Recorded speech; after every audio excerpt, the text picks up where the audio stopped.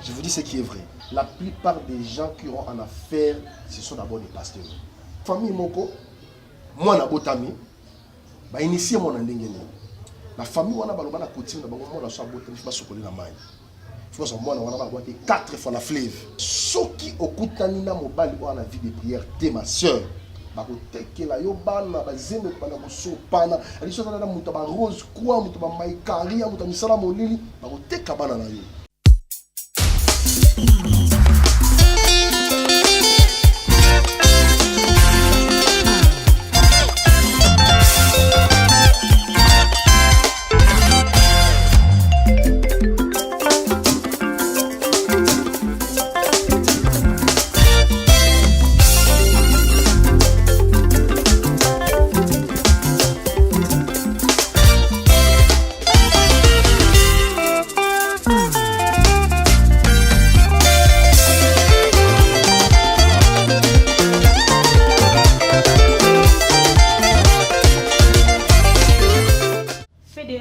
Tes délices et il te donnera ce que ton cœur désire. Fidèles téléspectateurs, fidèles internautes, bien-aimés dans le Seigneur, shalom et bienvenue dans ces beaux plateaux du réveil, le réveil magazine Yaboulamuki.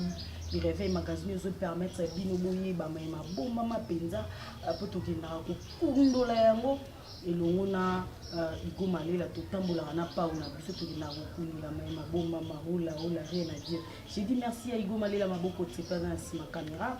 Merci également à Maldini Mayanga la montage Kitoko et un second merci l'équipe Mobimba ya Lokole TV Europe. Merci na papa et maman Nzambi, motema ya maman Marie Manzambi la maman des orphelins. Merci na web de web Clément Kipoyi motema ya maman, Betty Kipoyi également na papa Manu Ferraïma motema ya maman Angèle. J'ai dit aussi un très grand merci na ba tout ba soutenir na nansi qui va qui ba yo bozoti kangate na ba conseil na ba prière moralement physiquement donc nous ça la matsembote là je vois ma grande sœur chérie Adèle Sassa motema ya papa Alain Sassa grande sœur papa ya Thierry Massia la ola na bosante maman Clarisse Nyana na Suisse na Lausanne moninga ya mama Dorcas motema ya boss Bonjour Kingoma, merci na vie na Alex Mengeno de Bundes.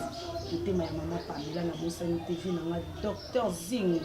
Motema ya maman Wendy Doli @amsn.com sabi kwa yebite et un clin d'œil à énergie panzu ya ba énergie to lui moto ya mo. Kola yo ba kuwa na Bosani TV. Un très grand merci na sponsor ya émission On réveille ola Tobi papa Daniel Idjamboya, motema ya maman Inès Kavungu, kuna na États-Unis. Merci na ba soutien na bino ezosa la très morte. Le réveil moko la lelo nazana isengo ya koyamba pona bino moko ya basala nzambe o bolanda rapenza na ba etando ikia na bino atefela malambo asombiti na makanisi na ndenge elongo bani na kombo bongo ya prophète Ifata elongo na to kosombiti na makanisi na mayematali kindoki. C'est-à-dire balobi makamba mabe kindoki bima bia buloji baluba ba compléter kuna ndenge ezalaka baswahili pe na ndako boloba na ndenge na bino bakongo pe kuna boloba c'est-à-dire tolobi lelo tozoloba bitu bimbi ola makamba mabe tozolobi la sorcellerie na prophète Ifata za moto nzamba lobeli azui révélation sur la sorcellerie et tokoyeba nzamba lobeli ni amoni sorcellerie ngo esalini ekomi wapi elini nini kindoki yango tozo découvrir yango tout au long de l'émission ensemble na bio sans plus tarder na pisi invité na ngamboti kwa za bongo le prophète Ifata mbote papa. Bonjour maman Nancy, Nzambe à Pambolayo. Amen. À Pambola également, quand des cognos, je ne vais pas malambo na biso na maman oyo. Oui. Les Yoruba, vous connaîtrez la vérité vous affranchira. Les bons moments que Dieu nous a permis à commencer notre moment, pour les cognos, on va vendre dans 4 coins du monde. Oui. Quand Nzamba Israël, à Pambola, pourquoi pas notre chaîne va s'abonner sur son massif. Oui, Lokole TV. Nzambe a battu la chaîne au Lokole TV pour parce qu'on a dit non so Nzambe a simanité parce que chaîne au est sur. Si nous sommes là, c'est parce qu'il y a un message précis toujours de là tout au long. Il y a année Oyo, on avait déjà commencé depuis le mois de janvier. En fait, la sorcellerie dans la vie des enfants. Yeah. En fait, il y a des petits enfants qui sont initiés dans la Katakinde qui inconsciemment et consciemment, dont leurs parents vont comprendre. Il y en a qui vont découvrir dans la vie sur le secret besoin tout le monde de l'Anzambé, les dieux d'Israël, le Dieu de gloire, Père éternel, te sommes infiniment reconnaissants, la gloire, la puissance te soit rendue. Nous recommandons ce moment entre tes simplement afin que ton Esprit Saint soit manifeste au-delà de nos entendements, au nom puissant, glorieux de Jésus-Christ de Nazareth. Père de gloire, que toutes les personnes, chrétiens, fidèles, païens, qui sont en train de suivre ce moment, que ce message soit un canal par lequel la délivrance, l'émergence, la croissance sera manifestée. Au nom puissant, glorieux de Jésus, que toute puissance qui ne confesse pas ton nom, El Shaddai, soit brisée. Au nom de Jésus-Christ de Nazareth, nous avons ainsi prié et nous disons Amen. Amen. Merci beaucoup l'homme de Dieu. Nous sommes au nez de fond, les penza, maïto goulobela, awaye bisabiso papa. Et à qui n'est nzamba lobela ki nini, omona ki nini na maimatali kindoki avant to kota pena na mozindo na mo. Nzambe ya pambola yo ma sœur, moni sorcellerie, isa eloko o bato mingi ba zo s'ignorer sur yango. Je voudrais justement m'actualiser sur les enfants. Pourquoi? Parce que c'est le message clé que nous avions reçu pendant que nous étions en retraite. Quand on a passé ce message, il faut répondre de la bonne banalité. Ok. Parce que la plupart des enfants, dans la famille, il y a des problèmes que les parents vont maîtriser les sociétés. Je vais vous donner même par le signe en fait. Et les autres, dans Jérémie, Ézéchiel pardon, chapitre 3, le verset 16 au 17 verset. Les autres, Ézéchiel, je t'établis, fils de l'homme, je t'établis comme une sentinelle. Oui. Quand nous sommes des sentinelles, cela veut dire que nous sommes en train de veiller sur les esprits. Par rapport aux missions que l'on a ici, dans Matthieu chapitre 28, verset 19, en disant allez et faites de toutes les nations mes disciples, en le baptisant au nom du Père et du Fils et du Saint-Esprit. Dans le moment où dans le monde de l'Anzambé, pour confirmer le message, en fait, je démarque mon sacolé, sans le dire que c'est pas moi, il y a coupé ça témoignage, il y a beaucoup de gens qui ont dit que les gens qui ont comprendre que Nzambé a la moko na moko na bana oyo bazo kampana kati banda kuna bango parce que la famille mingi, la foyer mingi et comme il y a des problèmes. Pourquoi? Parce que la sorcellerie eux devant dans la kati ya bana, ils ont manifesté premièrement d'abord avec le signe. Ils ont la bana misusu bazo bana sa ba pongi. Tu vois qu'un enfant peut être sakana ki mingi na moi na sa pongi na buto lali azoloba loba azobenga même ba kombo ya bato asala na ona buto. Or sorcellerie est cause en place ce qui porte d'entrée exact dans la famille. Cela veut dire ceux qui va fondre les portes d'entrée moko et qu'ils ont la origine ici qui est bimeli. On comprend que makambo ceux qui va parents la 8 ans ya ko préserver bana na bangote ya ko zongisa alliance na nzambe na vie ya bana te au moins que bana mi ba utiliser. Nous sommes sur le long de sa bandoto. Moi, nous avons abîmé à qui. Il est en train de relater à sa mère. Maman, quand on a une vision, maman, on a la maîtrise, il y a l'esprit, à la fin, le discernement de l'esprit, moi, à comprendre le phénomène, oyo, exact. Et bana mingi, les choses, comme détruire même foyer. Cela veut dire, parents comme esclaves, moi, je suis malade, moi, je suis malformation. Au moins, on a couple, moi, je suis calamité. Première sémence, on a fouillé en train de bango. Au moins, on a ma façon de koboy. Et si cette maman n'a pas l'opportunité, il y a un Lukanzambe pour kangola mwana oyo, cela veut dire mwana seneni, bokabi mwana na boka diable. Bible zolo bana Ézéchiel chapitre 16, on a un texte oyo pour permettre biso toujours temps ya kolo makamoni kolo après surtout le bana journal de l'eau. Avant les rouleaux. Ézéchiel chapitre 16, j'ai salé également l'évangéliste Roger Bakapassa. Posons les fondements. Ézéchiel chapitre 16, verset 1er au 3e verset. Oui. Yoka Bible. La parole de l'Éternel me fit adresser à ces mots. Fils de l'homme, fais connaître à Jérusalem ses abominations. Tu diras, ainsi parle le Seigneur. L'Éternel à Jérusalem par ton origine et ton naissance. Tu es du pays du Canaan, ton père était un Amoréen et ta mère était une Étienne. À ta naissance, au jour où tu naquis, ton nombril n'a pas été coupé, Tu n'as pas été lavé dans l'eau pour être purifié. Tu n'as pas été frotté avec du sel. Tu n'as pas été enveloppé dans des linges. Ni n'apporter sur toi un regard de pitié pour te faire une seule de ces choses. Par compassion pour toi. Mais tu as été jeté dans les champs les jours de ta naissance parce que qu'on avait envers de toi. Et ça n'a pas mingi. Je voulais parler d'abord de l'origine et la naissance en fait. Moi, je suis dans la famille. Ma soeur, famille est distinguée la tribu, et puis ça a l'identité, et puis ça a la source, il y a un combo. Même un combo, on peut porter dans la famille. Donc, comme on a la famille, moi, je suis botami, je initié mon endingé. La famille, on a la coutume, on a la botami, il faut se la main. Il faut que moi, on a 4 fois la fleuve. Je vous dis ce qui est vrai. Jusqu'aujourd'hui, je te dis ce qui est vrai. Ça se manifeste. On a réussi par rapport à ma pistolo. Moi, je suis un botami. Il faut batailler moi. Moi, je suis un botami. Il faut batailler moi. Ça veut dire qu'on consacre déjà moi. Je suis consacré à la déesse. Tant que je suis cela veut dire loi et famille, ils ont réclamé l'entité par rapport à moi, la sémence où ils ont déjà annexé en alliance dans le ténèbre, dans le domaine spirituel de la famille. Soit grands-parents, soit arrière-parents, soit maman ou papa. Tant que tu as origine de la famille, parents ont origine, maman ont origine, les autres papa c'est identité à papa, papa c'est identité à maman. Ce qu'on a, parce que ma victime, pourquoi? Parce que la plupart des parents, parce qu'on pour régénérer ma vie spirituelle dans ma côté, puis na katiyabana. Ok. Je peux? On s'en libre. Ok, merci beaucoup l'homme dédié. Au précédé déjà dans ma question belé maintenant tout na ngokarasko na ba détail. Plutôt qu'il est bien.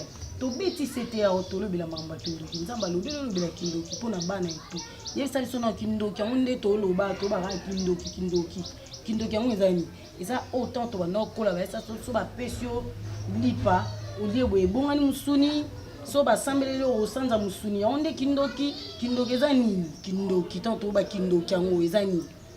Merci beaucoup ma soeur, la sorcellerie c'est l'état d'esprit. OK. Mon kindoki, ils appellent le rôle à art. Parce que je la robe, ma couronne. Parce que je la robe, échelon. Parce que je la robe, domaine. En fait, dans tout ça, je parle maintenant de l'initiation. C'est-à-dire, quand je vais initier mon tour, en fait, l'initiation, c'est ça. En fait, les choses qui sont révélées, pour une connaissance par rapport à un domaine précis. Au moment où je vais initier, il y a un tékaka. On a réussi des gens.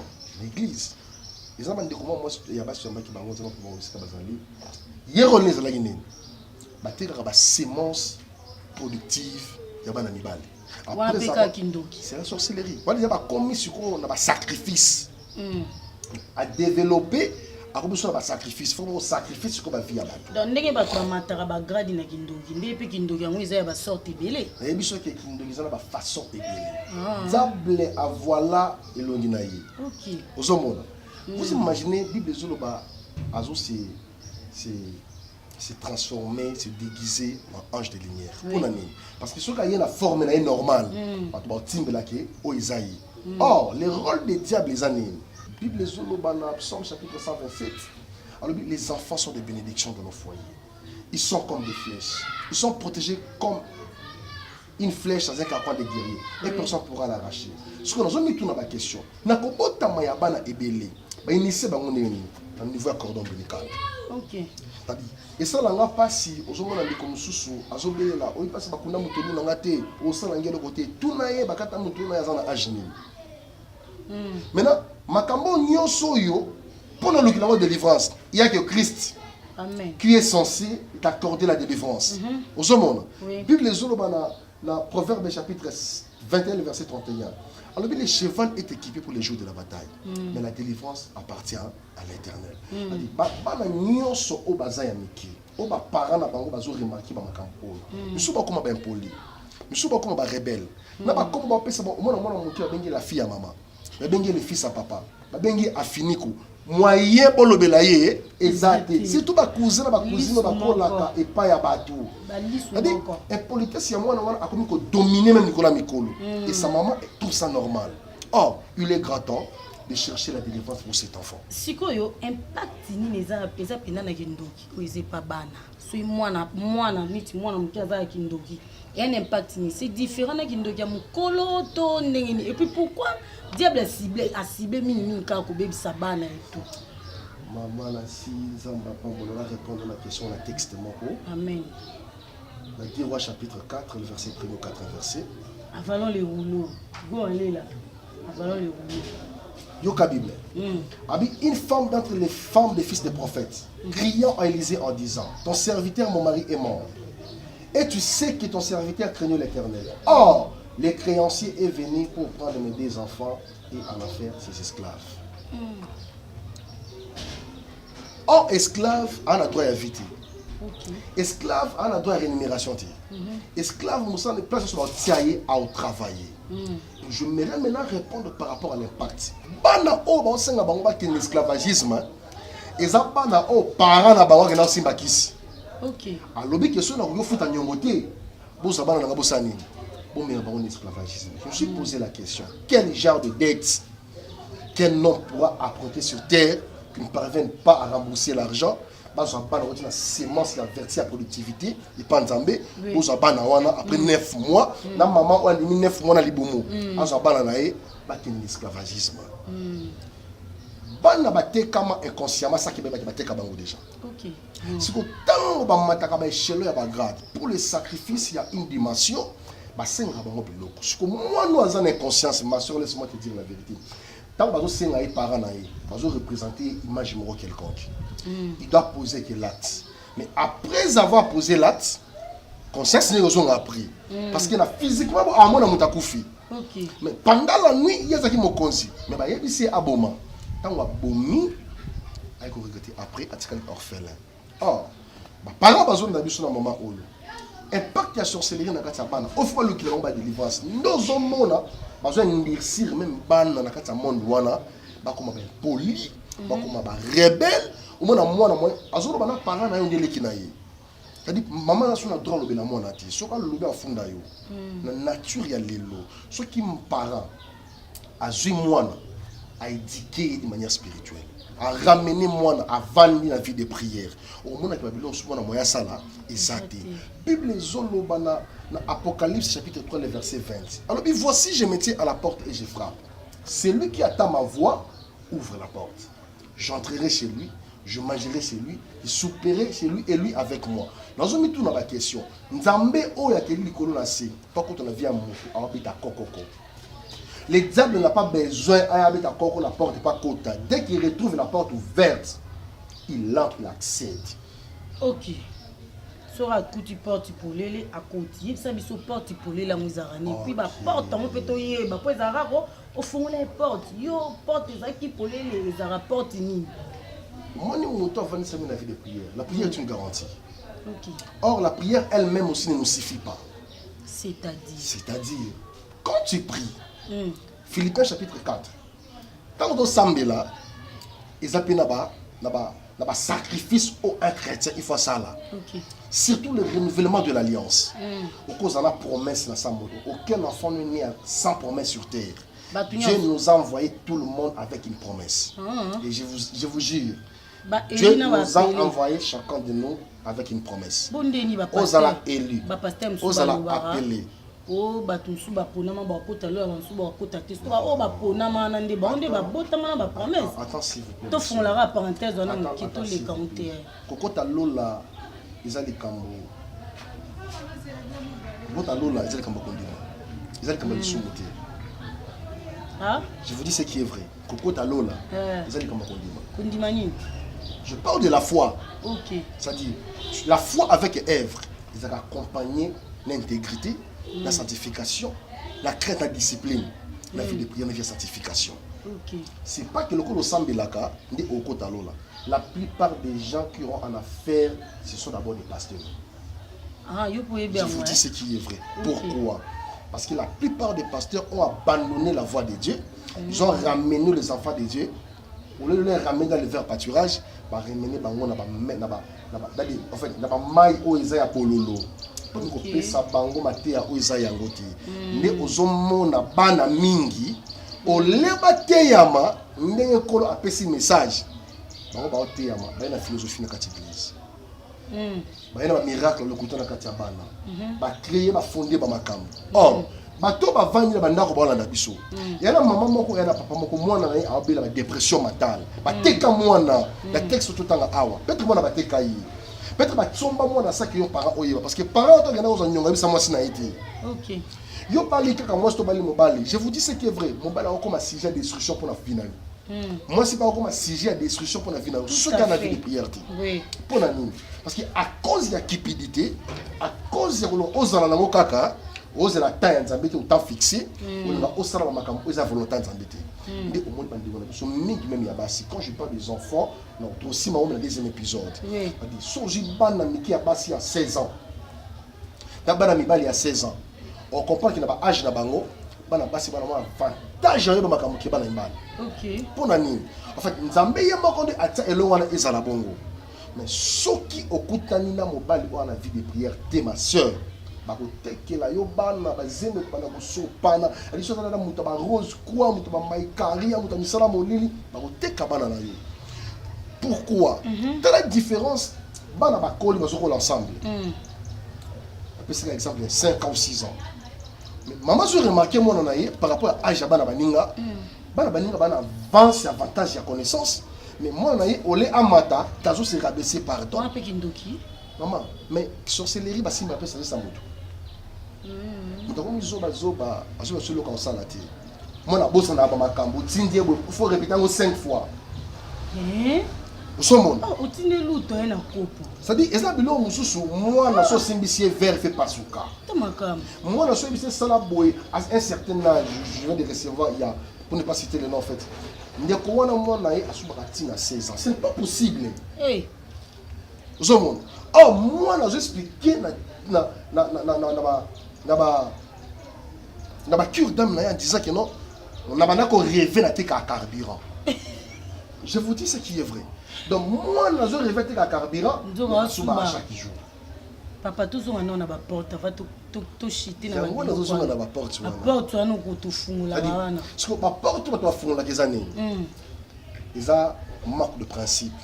OK. Parce que dans Nzambe surtout on a ba principe. Satan a okotati. OK. Surtout on a ba discipline. Satan a okotati. Pourquoi? Parce que tu es bien affermi. Quand je parle des portes, c'est des moutons affermis. Okay. À ça, principe, je vais faire ça et ça, je ne peux pas le faire. Aux hommes, imaginez-vous, moi, si le gars a un peu de chocolat, qui est moi, qui est mi balé, on l'a eu. Prononcer comme un bébé mi. Mais il a dit moi, moi, c'est un gagne. Et elle a dit, mais pas l'oba, le colon a eu. Comment on l'a eu? Elle a collé. Oh là là. Donc, partout, il y a un normal. C'est par là maintenant que le diable est tout pétant.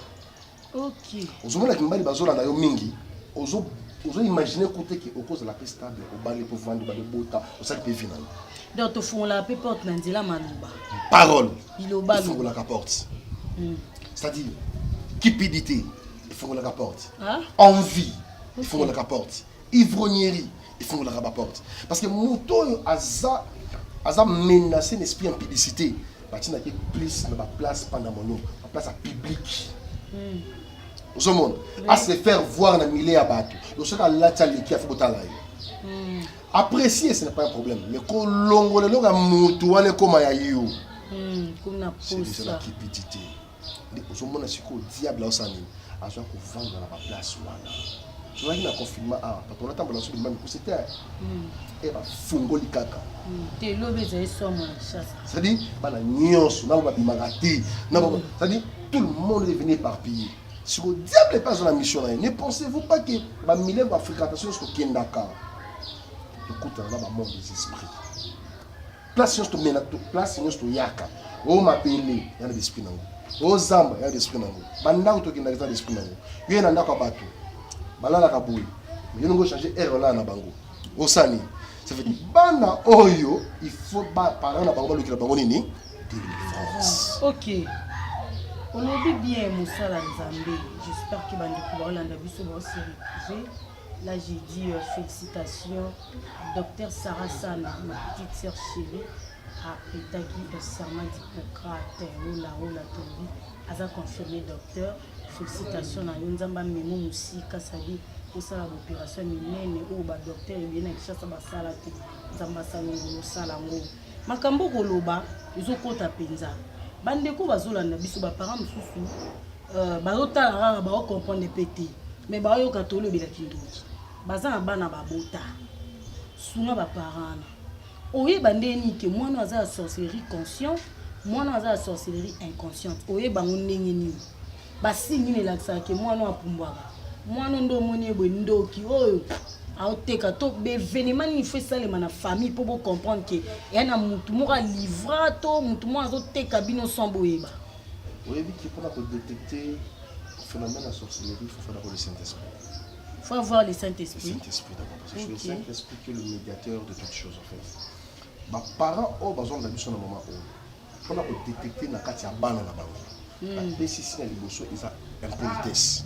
Ok, impolitesse. Bible dans Ephésiens chapitre 6, les enfants obéissez à vos parents, selon les Seigneurs. C'est-à-dire, selon les Seigneurs, pour que vous viviez longtemps sur terre. Aujourd'hui, on a moment se révéler par parents parce que liberté est dérangée. Donc, on est à coller. Or, ils ont menacé et tout le monde est menacé. Ok. Aujourd'hui, bande ko nyonso zo mona banga to lobela awa bazo menacer banzo to bango te ba menacer étoile ils accrochent na esprit pour la promesse na bango. Christ n'est pas botama, il aurait fallu que étoile mo apparaître et déterminer que mutu mo kaseni a botama. Tout le monde naît avec une étoile. Ok. Ce que diable a ça la gagné. Vu qu'il est par exemple dans le monde des esprits, aya kana avance pour leur attirer la barrière d'avancement de la vie à bateau. Impolitesse. Deuxième des choses, on parole au langage au Bible dans la Proverbe chapitre 18 verset 21 que la vie et la mort sont au pouvoir de la langue. Quiconque aimera mangera les fruits. C'est-à-dire malobo to bimisa. Na malobo so ba para bimisa la bana na sakanda. Ça va pas dans autant maloba wana. Donc bindoti là, ndé ba benga ngo bindoti là mutala ya oloba, ça fait partie ya ba. Je te dis moi na lali a oloba, azoloba nini. Bible les dans Job chapitre 33, les versets, Job chapitre 32, les versets 14 au 18 verset. Alors, Dieu parle tantôt d'une manière, tantôt d'une autre. Il parle par des songes et par des visions nocturnes. Par là que nous sommes livrés à un profond sommeil sur nos lits. Il nous donne des instructions, il met les sceaux sur ces instructions pour nous préserver. Namabé, diable épée. Il y a des certains messages que diable appelle ça comme ma soeur. Dieu quand c'est que nous avons mais diable, tu n'as même pas le discernement de l'esprit. Comment est-ce que vous avez un signe de Kinzam dans le belo parce que vous avez un zambangote. OK. Maintenant, le message nous sur bana bazozoa, ils ont bana nyo sur te quand les bazan sorcellerie. Ils ont bana musu ba la sagesse spirituelle. Abotami na bana don wana. Mais si ko les ala si ko canaliser, ba parents de bazui ba te comment canaliser ba grâce au bana bazui. OK. Au sommet. Bana mingi ba comment ba sujet na kabola ba famille. Yeah. Je vais t'expliquer en fait. Moi, les bana on va botaner hors mariage, d'abord botaner dans le mariage. Il y a des phénomènes. Ceux qui moi la botaner dans le mariage, on peut s'en conseiller directement. Moi la botaner dans le mariage et en dehors de hors de mariage. Soit moi si mon tabota avant, moi la botaner noté. Moi si ma balle na balle wana na moi na. Ceux qui me balle la vie de prière, moi on a encore un problème. Ceux qui me balle la bota avant. À côté de moi si on a botaner noté. Ceux qui m'ont moi sur la vie de prière, moi on a encore un problème. Or, ce n'est pas la solution. Moi la solution c'est ceux qui parlent la vie de prière. Or, moi je suis un canal de bénédiction pour la foyer. La meilleure solution, c'est de ramener les enfants dans la vie de prière. Les enfants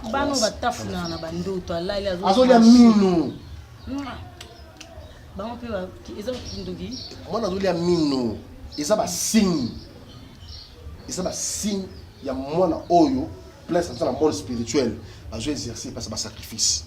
Très colérique. na peso si et ça na pas la mission ba ngova na pas ba bazati ba se réfugié à bango moko so moi parce que ba vandi ya yati il est plus isolé yé moko or moi là on a isolé yé moko mingi il parle aussi avec les esprits. OK mais souvent ceux qui na kata ndako déjà la base vie de prière exate mais dans comme il y a fond maintenant de l'esprit sur ça ni et kota et coopérer parce que pour opérer il faut ba parents pas looker là-bas dans la barre de délivrance surtout dans la ba mine la dépression mentale yemoko azana conscience me batikaye mais parents ebi ke mono batikaye sur le col là ba comment pe ko banga vis-à-vis bandeko basala za ba kuta na pena bango on be komi compliqué déjà ko ça na problème so kuta na mosala nda ko orienter bien ti c'est pour nous ko même si ko bano pe basuba ba mbetu ndolo bakia on peut sinon ouais bike biso ba tse to na ko la igo ale la mabo tepena malimi mada yo kangai biso ba tse to na ko la so la lozolo tabo sakana ba ningo ki puso piso be no ki puso piso tango keka abonne ngo sala na ndoto na boye po sala ngo ebele ba sala ngo na mikolo kutu na mikolo je vous dis na mikolo il y a une délivrance sur le canal de comment moi si elle a 27 ans maniata na mbeto elle est mariée et là et cette délivrance gloire à Dieu pourquoi parce que elle avait vraiment cette humilité et détermination pour sa délivrance. Délivrance, c'est c'est Dieu lui-même qui accorde la délivrance. Okay. Mais toi, sois seulement déterminé. Dit à Ésaïe chapitre 55, le verset 6e, de chercher l'éternel pendant qu'il se trouve. Invoque l'état dès qu'il est prêt. Quand vous avez un Nzambe et un prêt, à combien de ça. Tu as des problèmes. Il y a besoin de sympathie. Il y a besoin d'avancer. Il y a besoin de stabilité. Ma classe est avancée. Il y a besoin de kaka. Moi, je suis dans la famille. Exacté. Moi, je suis dans nos vacances. Exacté. Parce que il y a la vie à banana yo. Comment le col esclave. Moi, je suis exacté. Pour l'année, par la l'esprit de la Java. Ils sont nombreuses. Ce qui nous dit là. Oui. La sorcellerie, c'est une maladie. C'est une dose ici. Mais la seule personne qui est censée guérir la sorcellerie, c'est que Jésus-Christ de Nazareth. Voilà. Il y a quelqu'un tout comme l'homme de Dieu, tout le monde épisode par épisode, c'est-à-dire tout le monde est mécanisme. Vous avez la première partie, makamni l'homme de Dieu nzamba lubeli kindoki yango ya nini ekota ndenge nini tokoyeba mamba kindoki penza prochainement toyeba attitude nini esengi kofanda na bandoki oyebi ke moto aza ndoki soki okofanda na ye moto aza ndoki bokolia na ye mama aza bana na bandoki eske akolia na ye mais eske na bomoto nzambe olimsana sika mpo na imagine mutu baye soki aye wana ndoki momutu aloka koyengo na batie fufu bolia place moko igumalela l'homme de Dieu to okoma suka wana mwa moto olobela prochainement to okoma suka bandeko balandi biso na bokebi bacomprendre déjà première partie ya sorcellerie oba retenir nini par rapport à maito lubelia zambalola apambola bandeko nyonso balandi biso na mama oyo bandeko nyonso basi retrouver na baka ki bana na bango on se retrouver na baka oyo il est grand temps de rejoindre biso la prière à 3 jours tous en pour chaque famille par rapport à Bana. Papa va hésiter. Il y a mon numéro affiché sur la barre de camp plus 243 82 21 78 77 243 82 21 78 177. C'est-à-dire bandeko nyonso dans un pécheur c'est qui a contacté le prophète de Fata. En tout cas, vous ne serez pas déçus. Vous voyez que Bana Bana a un problème. Vous voyez que Bana maïe les a insuffisants. Vous voyez que Bana yomo voyez que Bana ngama kamboyo et na katina bako. Il est temps de chercher la délivrance pour les enfants. C'est-à-dire le moment où on a vu ça nous a 3 jours kaka renouveler alliance dans pour la Bana là. Il y a tout le kanzambe. Bandeko, il y a un moment où dans la Suisse à Kisimo na son enfant ne parlait plus. Donc c'est 7 ans. Mais avec la malformation, bah, quand on a malouba souhaité. Pas réformer même fois, c'est tout un problème. Pas ça syllabe problème. Mais merci à Dieu pourquoi parce que nous avons attiré le beaucoup naï, moi on a kangwama correctement. Donc c'est que on a le cabo, il y a des délivrance du côté sorcellerie. Par exemple ngolo naï. Tu peux être pasteur, mais tu as les dons de la guérison. Tu peux être un prophète et tu as un don de la guérison. Nzambe atinda biso na 5 ministères, on a mais ta particularité. Il y a chaque grâce moko particulière. Ce n'est pas à moi de guérir, mais c'est Dieu qui guérit. La Deutéronome chapitre 18, verset 18 à 19. Je susciterai au milieu de leur un frère, un prophète comme toi. Je mettrai ma parole dans sa bouche. Vous annoncera des choses qui arriveront dans la suite du temps. Et si vous n'écoutez pas ce que j'ai recommandé à dire au prophète, c'est moi qui vous rendre compte. Mais so yo kimbela nzambe, ça qu'on dit manayo, benga to lukanzambe, to bon de la pona bana, ils ont la bana mususu. On dit bas ventre ou ka bas ventre. Ah jamais, ce n'est pas parce que il n'a pas encore si c'est cycle menstruel. Ma dérangement, il va kata cordon na ba mission et l'on a kati. Ils ont pas tout ça yo rabilo etamo na bango na bumu. Ils ont la bana mususu yo rabilo etamo na wana mitou. So ba ndiko lela moto, on va venir muscle telemi. Ils doivent chercher l'Éternel. Mes parents ont besoin de ce moment où ils voilà, merci beaucoup Tokom Nasuka l'homme de Dieu. Merci aux amis qui pour la merci également, merci à mon frère Hugo derrière la caméra. Pourquoi pas dire un grand merci à mon frère Maldini. Image bozomona yeka kanzambe asimbaye image ezalaka kitoko makasi na bondeli nzambe pour na sœur na biso na si maman en tout cas nzamba le musika. C'est rien que la vérité, ce n'est pas facile. Il y a que dénoncer makambo oyo diable azobomba. Depuis que le rideau des temples était scindé à deux morceaux, c'est Christ a crié sur la croix. En fait, tout a été mis devant l'Éternel. Du Hébreux chapitre 7, 4, verset 13, il dit ni n'est caché devant l'Éternel. Il dit makambo nyo sujo salama, et salamaka la faveur nzambe. Matia ko de manabango, tout bon de nzambe, nzamba lola akozanga ti kopambola. Voilà, merci beaucoup Tokabana na prière, merci. On a bien qui connecté, branché dans nos collectifs, dans la bino ya trop merci. Na maman Emma de Boulay, c'est-à-dire maman Emma, grande sœur propre. Il y a Jenama Lenx de Boulay, qui dit conseil qui toko liba tourner libala. Donc tu liba les enfants bien te ba conseil au ba maman va payer sarabana, maman va payer sarabad bandero yo zo ngote contacter maman Emma de Boulay pour zo ba tolia qui toko ba tolia péter malamu et go sunga pour na vie. Merci pour na bino so bozaki est belé. Connecté, branché sur le collectif, il y a trop. Il y a une collectif, il y a toujours dans le collectif. Il y a une mission partagée, aimer mission. J'aime, ça va bien. Nous savons ça, cliquez et ça a très bon. Merci. L'homme de Dieu, tout à la prière. Merci beaucoup.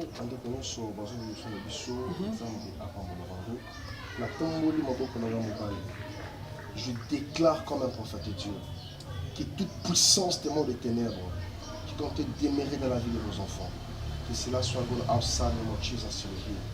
Ils allaient la déguerpir au nom de Jésus. Ils allaient la briser au nom de Jésus.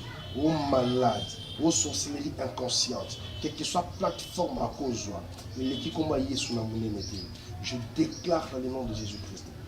Tout langage prononcé, toute parole prononcée sur vos enfants, de la malédiction, la briser au nom de Jésus-Christ. Que le Dieu des esprits des prophètes, dont sa main n'est pas sécurité pour toucher, et quand vous la balle en abino, on va quoi à 15 ans tomber la balle, on va la 15 ans la moussa bango, on va aller la zama pensa 15 ans na bango, na sakoyo, na maman nyo so luka mabota, o mabota yemo na te, na sakoyo kama sakola nzambe, ane oesi la te. Dans ma nouvelle saison, il y a semence là. Au nom de Jésus-Christ de Nazareth, que la main de Dieu ait couvert de part et d'autre, de près ou de loin. David est en train de dire, le livre de Psaume chapitre 23, quand je marche sur la vallée de l'ombre de la mort, je n'ai craint aucun mal. Quand tu es avec moi, ta houlette et ton bâton me rassurent. Tu restaures mon âme. Je déclare au nom de Jésus-Christ que la protection divine vous comble. Au nom puissant de Jésus-Christ. Que la paix, que la puissance, la gloire, l'adoration, la louange soient rendues à notre Seigneur Jésus. Au nom de Jésus-Christ de Nazareth, nous avons ainsi prié et nous disons Amen. Amen. Bye.